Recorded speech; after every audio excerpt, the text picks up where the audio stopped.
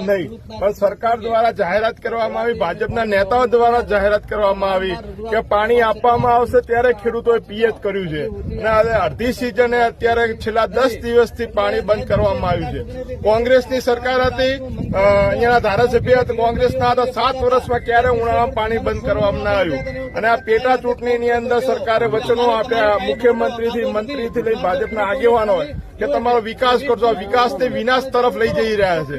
આજે કરોડો રૂપિયાનું નુકસાન ખેડૂતોને જઈ રહ્યું છે। એટલે હું તો આપણે હનુમાન દાદાને વિનંતી કરું, વાયુ વેગે ગાંધીનગર જાઓ, સરકારને સદબુદ્ધિ આપો ને કે આ વિસ્તારના ખેડૂતોની હાય આ સરકારને ક્યાંય છોડવાની નથી। ગઈ વખતે લોકસભાની ચૂંટણી હતી તો પાણી આપ્યું, આનંદીબેન મુખ્યમંત્રી હતા, 75 મીટર જયારે ડેમની સપાટી હતી ત્યારે પણ ઉનાળામાં પાણી આપ્યું, ત્યારે અત્યારે ડેમની સપાટી પણ ડબલ છે। તો શા માટે અન્યાય કરો છો? હવે તો વિસ્તારના લોકોએ તમને ધારાસભ્ય તરીકે બંને વિસ્તારમાં ચૂંટણી મૂક્યા, તો પણ શા માટે અન્યાય કરી રહ્યા છો એ ખબર નથી પડતી। હું આપના માધ્યમ સરકારને, મુખ્યમંત્રીને બે હાથ જોડીને વિનંતી કરું છું, મહેરબાની કરીને આ વિસ્તારના ખેડૂતોને હાય ના લેશો, નુકસાન ના કરશો।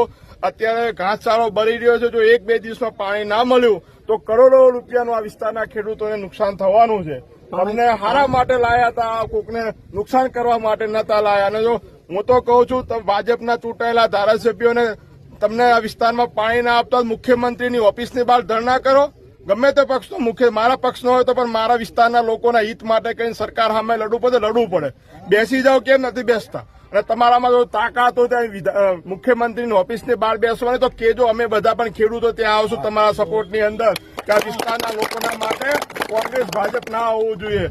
એ માટે સરકારને વિનંતી છે અને જો અહીંયાના લોકપ્રતિનિધિઓને પણ વિનંતી છે કે તમને જે લોકોના કલ્યાણ માટે ચૂંટીને મૂક્યા છે, માત્ર આંગળીઓ ઊંચી કરવા માટે નથી મૂક્યા, તો તાત્કાલિક ધોરણે પાણી છોડાવો। એ સૌને હનુમાન દાદા આજના દિવસે સદબુદ્ધિ આપે। પાણી નહીં છોડવામાં આવે તો કોંગ્રેસ શું કરશે? આગામી સમયમાં પાણી નહીં છોડવામાં આવે તો હાલમાં જ્યાં પણ સરકારનો કાર્યક્રમ આ વિસ્તારોમાં હશે ત્યાં અમે એનો ઘેરાવ કરશું।